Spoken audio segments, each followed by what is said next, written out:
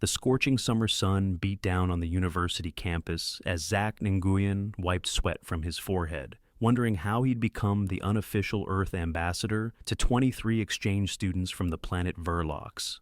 The aliens huddled beneath the shade of a massive oak tree, their iridescent skin glistening with protective gel as they stared at him with 6 eyes each, waiting for today's lesson on human biology.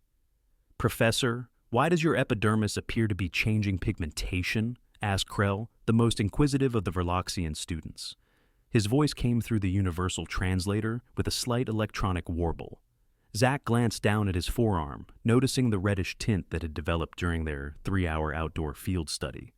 "Oh, I forgot to put on sunscreen today. I'm getting a bit of a sunburn." The reaction was immediate and overwhelming. All 23 alien students leapt backward, their long, slender limbs flailing as they emitted high-pitched screeches that sounded like a cross between dolphin clicks and dial-up internet. "Toxication! Radiation poisoning! Emergency protocols!" Krell shouted, his translucent membrane frills extending in alarm. "He's burning! His cells are destroying themselves!" shrieked Vexel, another student whose purple skin had turned nearly white with fear. Zach stood frozen in shock as the aliens began rushing around in panic, some pulling out strange devices from their specialized backpacks, others attempting to call their home planet's emergency services. Wait, Zach raised his hands. "It's just a sunburn. It's normal for humans." The aliens paused, 23 sets of compound eyes focusing on him, with expressions ranging from horror to disbelief. "That's a sunburn," Zach explained, pointing to his reddening arm. "It's what happens when human skin gets too much sun exposure. It's uncomfortable, but it's not dangerous unless it's severe." Krell approached cautiously, extending one of his 4 arms toward Zach's skin. "You mean, this is an expected biological response? Your species willingly allows solar radiation to damage your cellular structure? Well, we try to avoid it with sunscreen, but sometimes we forget," Zach said with an embarrassed smile. "It'll be fine in a few days." This explanation only seemed to disturb the aliens more. A new round of distressed chirping began as they conferred among themselves. "I think this concludes our outdoor session for today," Zach announced. "Let's head back to the classroom where we can discuss human adaptations to solar radiation in more detail." As they walked across campus, Zach was acutely aware of the wide berth the alien students gave him, as if his mild sunburn might somehow be contagious. He sighed. This was going to require a lot more explanation than he'd anticipated when he'd agreed to teach Comparative Xenobiology 101. Back in the classroom, Zach pulled down a diagram of human skin while the Verloxian students settled into their specially designed seats that accommodated their unique physiologies. "Let's talk about human skin," Zach began. "Unlike Verloxians, we don't have natural UV protection in our skin. We produce melanin as a response to sun exposure, which is why some humans tan. But if we get too much sun too quickly, we burn." Mila, a female Verloxian with particularly vivid blue skin markings, raised 2 of her 4 hands. "Professor Nguyen, does this mean humans are constantly being damaged by their own star? How has your species survived?" Zach couldn't help but smile. "We've evolved alongside our sun. Our skin does have some protective capabilities, and different human populations have different levels of natural protection based on where their ancestors lived. People whose ancestors evolved near the equator typically have darker skin with more melanin." Krell was frantically taking notes on his holographic tablet. "But, Professor, on Verlox, any radiation damage to the dermis is considered a medical emergency. Are you certain this sunburn doesn't require immediate treatment? For a mild sunburn like mine, I'll just apply some aloe vera, a plant extract with cooling properties, and it'll heal on its own," Zach explained. "More severe burns might need medical attention, but this is just a slight redness." The aliens exchanged troubled glances, their translucent frills rippling with concern. "Perhaps a practical demonstration would help," Zach suggested, pulling up a holographic projection showing the stages of sunburn and healing. "See, the redness is just increased blood flow to help repair minor damage. In a few days, the outer layer might peel off." "Peel off!" The collective shriek was so loud that the human students passing by the classroom stopped to stare through the windows. "Your skin detaches from your body?" Vexel exclaimed, two of his eyes blinking rapidly in distress, while the other four remained fixed on Zack in horror. Zack realized he'd made another mistake. It's just the very outer layer of dead skin cells, he hastily explained. It's completely normal and painless. Professor, Krell said with newfound determination, with all due respect to your species' customs, we cannot in good conscience allow you to suffer. On Verlox, we have advanced healing technology specifically designed for radiation damage. Before Zack could protest, Krell had removed a small silver device from his pack and was approaching with clear intent to help. That's really not necessary, Zack began, but the look of genuine concern in all 23 sets of alien eyes made him pause. These weren't just his students. They were visitors to Earth trying to understand a completely different biological system. Maybe allowing them to help would be an educational opportunity. What does that device do exactly? Zack asked, his curiosity as a xenobiologist overriding his reluctance. Krell held up the device, which looked like a small, sleek remote control with no buttons. This is a cellular regenerator. It stimulates rapid mitosis and accelerated healing while neutralizing radiation damage. It's standard emergency equipment for all Verloxians traveling off-world. Zack considered for a moment. Well, I suppose in the interest of interspecies cultural exchange. Krell carefully passed the device over Zack's forearm, maintaining a precise distance of 1 centimeter. The device emitted a soft blue light and a barely audible hum. Almost immediately, Zack felt a cool, tingling sensation, and to his amazement, the redness began to fade. That's incredible, Zack said, examining his arm. The pain is completely gone. The Verloxian students chittered excitedly among themselves, clearly pleased that their professor was no longer suffering. Zack made mental notes. This would make an excellent paper for the Interplanetary Medical Journal. Professor, said Mila, if humans are so vulnerable to their own sun, why don't you use protective technology like this? Or at least wear protective coverings at all times? It was a fair question. Zack moved to the holographic display and brought up images of humans throughout history and across different cultures. We do use protection hats, clothing, and sunscreen, he explained. But humans also have complex cultural and social relationships with the sun. In many human cultures, some sun exposure is considered healthy and attractive. The aliens looked utterly bewildered by this concept. You deliberately expose yourselves to radiation for aesthetic purposes? Krell asked incredulously. It's complicated, Zack admitted. Moderate sun exposure helps our bodies produce vitamin D, which is essential for health. But yes, in many human cultures, having tan skin is considered attractive. It's a balance. We need some sun, but not too much. The classroom door suddenly opened, and Dr. Eleanor Parks, the head of the xenobiology department, stepped in. Her eyes widened slightly at the sight of 23 agitated alien students surrounding Zack. Professor Nguyen, is everything all right? I heard screeching all the way from the faculty lounge, she said. Just a little cultural misunderstanding about sunburns, Dr. Parks, Zack explained. The students were concerned about my slight sunburn from our outdoor session. Dr. Parks nodded, her experienced eye noting the unusual blue tinge to Zack's formerly sunburned arm. I see they've introduced you to Verloxian medical technology. It's remarkable, Zack said enthusiastically. Instantaneous healing with no side effects that I can detect. That we know of, Dr. Parks cautioned. Remember protocol, Professor. Any xenotechnology used on human tissue needs to be reported to the Interspecies Medical Board. Zack felt a twinge of embarrassment. In his excitement, he'd forgotten the strict regulations governing alien technology used on humans. Of course, Dr. Parks. I'll file the report immediately after class. After Dr. Parks left, Zack turned back to his students, who were now looking anxious. Is our healing technology forbidden for humans? Mila asked, her frills drooping with concern. Not forbidden, Zack assured them. We just need to document and study it. Earth has only been part of the galactic community for 15 years. We're still learning about each other's technologies and their effects. This seemed to reassure the students, and Zack decided to turn the incident into a teaching opportunity. Let's shift our focus slightly. I'd like to learn more about Verloxian dermal responses to environmental factors. How does your skin protect you from your home sun? The rest of the class was devoted to comparative biology. with the Verloxian students eagerly explaining their planet's 3 suns and the complex evolutionary adaptations they had developed. Their translucent skin contained specialized cells that could absorb harmful radiation and convert it into bioluminescent energy, which explained why Verloxians tended to glow slightly in dark rooms.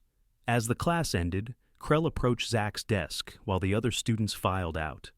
"Professor, I wish to apologize for our extreme reaction to your sunburn," he said formally. "We did not intend to imply that humans are biologically inferior, merely differently adapted." Zach smiled. "No offense taken, Krell. Cultural exchange is about learning these differences. I appreciate your concern for my well-being." "In the spirit of continuing education," Krell said, hesitating slightly, "some of us were planning to visit the beach this weekend as part of our Earth cultural studies. Would you be willing to accompany us and explain more about humans' relationship with their sun?" Zach considered the request. A day at the beach with 23 Verloxian exchange students would certainly be interesting, and potentially valuable from a research perspective. "I'd be happy to," he agreed, "but everyone including me will be wearing proper sun protection this time."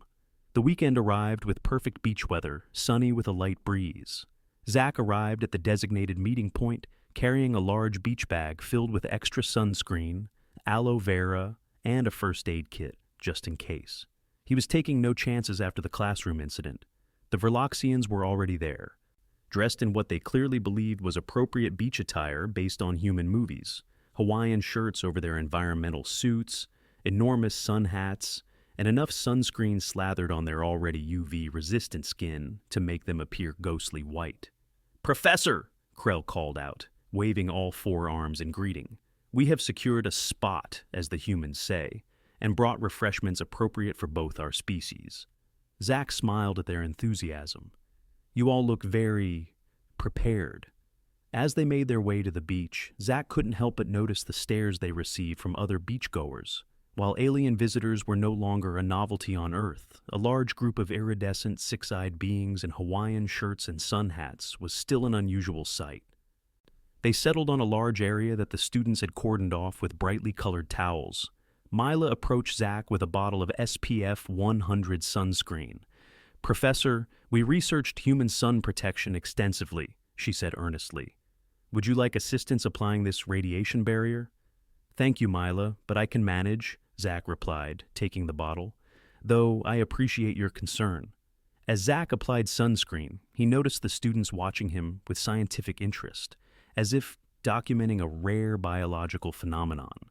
"So," Zach said once he was thoroughly protected, "what would you like to know about human beach customs?" The questions came rapid fire. Why do humans partially disrobe in public to absorb radiation? Is the consumption of frozen lactose treats mandatory at beach gatherings? What is the purpose of burying oneself in silicate particles? Why do some humans change the color of their dermis artificially before sun exposure? Zach did his best to explain the complexities of human beach culture: tanning, ice cream, sand castles, and spray tans, while the Verloxians took detailed notes and occasionally made puzzled trilling sounds. After the initial Q&A session, some of the braver students ventured toward the water. Their environmental suits were waterproof, but they moved cautiously, clearly unaccustomed to the concept of recreational submersion in a large body of unfiltered water. Zach was demonstrating how to build a sandcastle to a small group when he heard a commotion from the direction of the water. He looked up to see Vexel racing across the sand, all 6 eyes wide with alarm. "Professor! Emergency!" Vexel called out, skidding to a halt and sending sand flying. "Humans in the water appear to be in distress. Their upper epidermal layers are becoming detached." Zach stood quickly, scanning the water for signs of trouble. Then he spotted what had alarmed Vexel: a group of children emerging from the water, their sunburned shoulders beginning to peel after what had likely been too much sun the previous day. "It's okay, Vexel," Zach explained, brushing sand from his hands. "Remember what we discussed about sunburn? That's just peeling from previous sun exposure. Those children are fine." Vexel's frills rippled with uncertainty. "But they are so small. Should juvenile humans be exposed to such radiation damage?"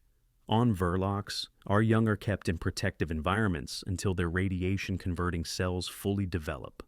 Zach considered how to explain human parenting practices regarding sun exposure. Human children need some sun exposure for proper development, just like adults. Their parents have probably applied sunscreen, but yes, sometimes they still get mild sunburns. It's part of growing up on Earth. This explanation didn't seem to satisfy Vexel or the other students who had gathered around. Their protective instincts were clearly triggered by the sight of peeling children. Perhaps, Krell suggested tentatively, we could offer assistance? Our cellular regenerators could prevent further damage. Zach shook his head firmly. I appreciate your concern, but approaching strange children with alien medical devices would cause more alarm than help. Not all humans are as familiar with Verloxians as I am. The students reluctantly accepted this, but Zach noticed they kept casting concerned glances toward any human with visible sunburn or peeling skin. Their protective instincts were touching, if a bit overwhelming. As the day progressed, the Verloxians gradually relaxed and began to enjoy the beach experience on its own terms. Some discovered a fascination with collecting shells.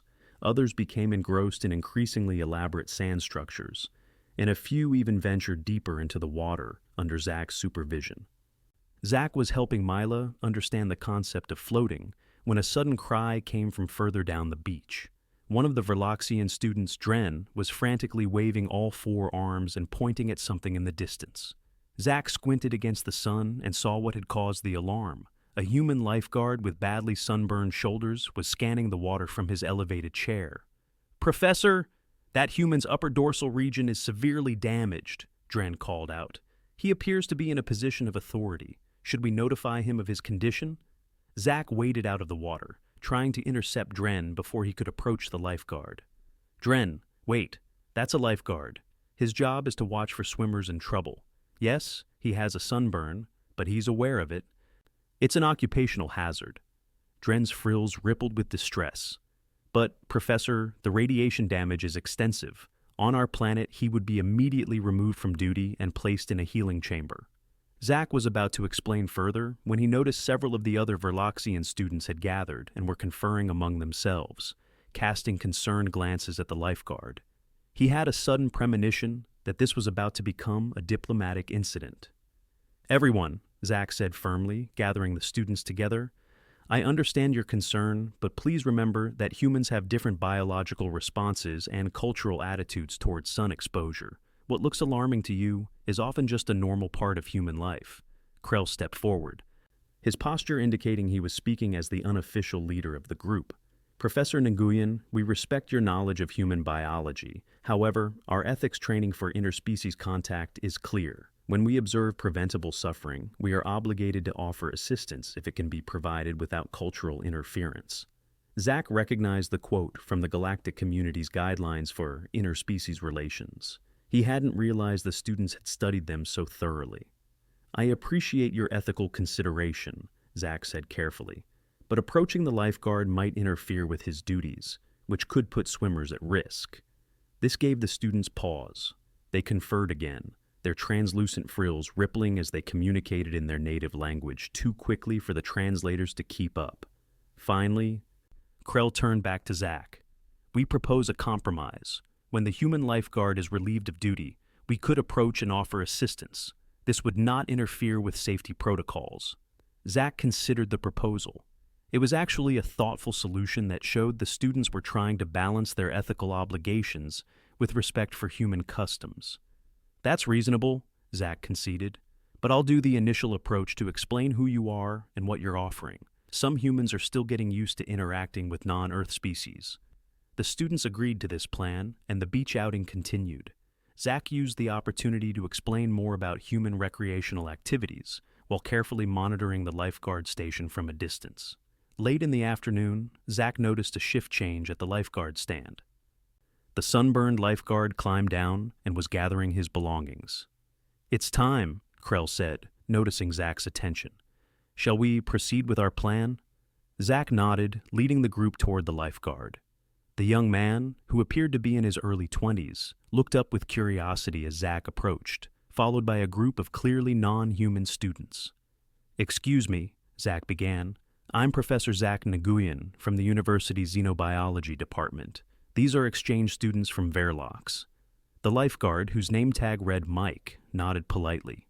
Hey there, first time at an Earth beach? He asked the students. Indeed, Krell replied through his translator. We have been studying human recreational sun exposure behaviors. Mike smiled, though he winced slightly as the movement pulled at his sunburned skin. Well, I hope you're enjoying yourselves. Is there something I can help you with? Zach decided on the direct approach. Actually, my students noticed your sunburn and were concerned. In their culture, radiation damage to the skin is treated immediately. Mike looked surprised, then glanced at his red shoulders. Oh, this? Yeah, it's pretty bad today. Forgot to reapply after my lunch break. Krell stepped forward cautiously. With your permission, we could assist in healing the damaged tissue. We have technology designed specifically for this purpose. Mike's eyebrows rose. Seriously? Like alien sunburn cream or something? Something like that, Zach said with a smile. It's completely safe. They used it on me earlier this week for a similar burn. And the Interspecies Medical Board has already documented the technology. Mike considered for a moment, then shrugged immediately, regretting the movement as it caused him pain. Why not? It's killing me, and I've got 3 more days of shifts this week. Krell carefully withdrew his cellular regenerator and explained the process. Mike looked skeptical, but intrigued as the device was passed over his burned shoulders, emitting its soft blue light.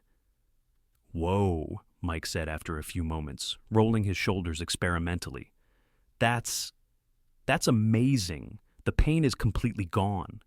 He examined his skin, which had returned to its normal tone with no sign of redness. How did you do that? Mila stepped forward eagerly. The device stimulates your natural cellular repair mechanisms while neutralizing the effects of radiation damage. It's standard emergency equipment on our world. Mike looked genuinely impressed. That's the coolest thing I've seen since the Arcturians brought their gravity-defying surfboards last summer. Thank you.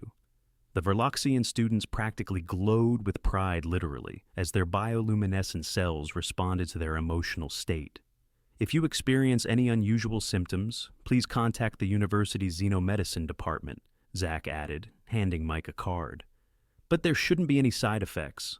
As they walked back to their beach spot, the students were visibly pleased with the interaction. That was a successful cultural exchange, Krell declared. We assisted a human in need while respecting their protocols. And learned more about human recreational radiation exposure customs, added Vexel. Zach smiled. You're all becoming excellent xenobiologists. The key is to observe with curiosity rather than judgment, even when other species' practices seem unusual or concerning. As they packed up their beach gear later that afternoon, Mila approached Zach with a question that had clearly been bothering her. Professor, I understand that humans have evolved alongside their sun, but with your technological advancement, why haven't you developed better protection? Surely preventing damage is preferable to treating it afterward.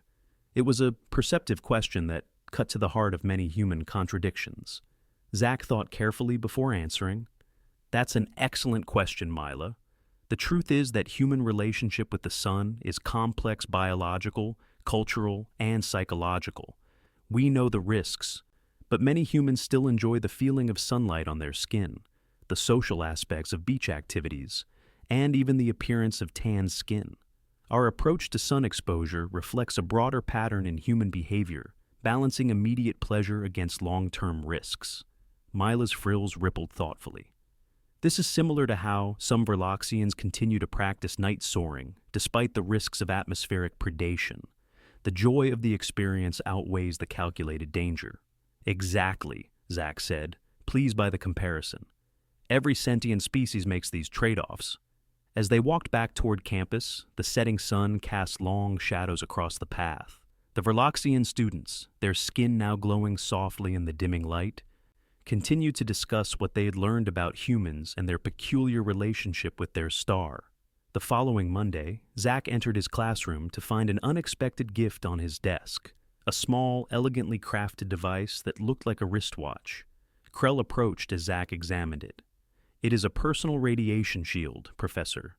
We modified Verloxian technology to be compatible with human biology. It will provide UVA and UVB protection, equivalent to your SPF 50 sunscreen, but without the need for reapplication.